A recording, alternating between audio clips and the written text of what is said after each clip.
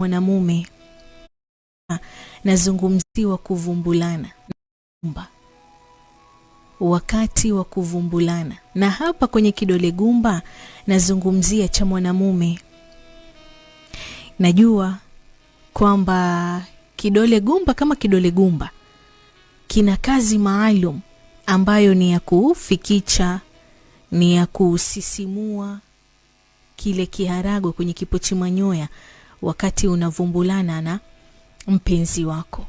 Lakini je, unajua kwamba hichi kidole gumba cha mwanamume, especially when it comes kwa masala ya kuvumbulana, ni very sensitive kwa mwanamke? Nataka nikupatie siri, kwa sababu kidole gumba kama kidole gumba unaweza kukitumia kidole gumba, msikilizaji, kama kitayarisho fulani hivi.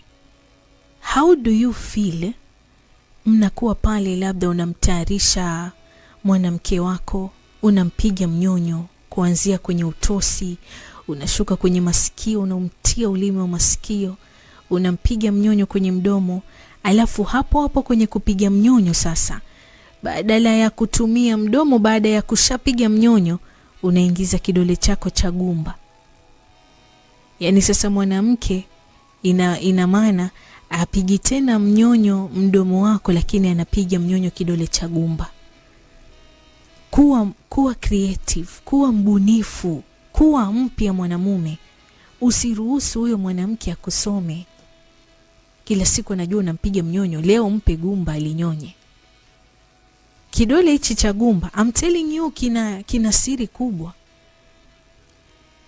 Na ya kwanza, ama kwa sababu gani unahitajika utumie kidole gumba wakati unamvumbula mwanamke wako ama mpenzi wako, ni mkusanyiko wa hisia mbalimbali,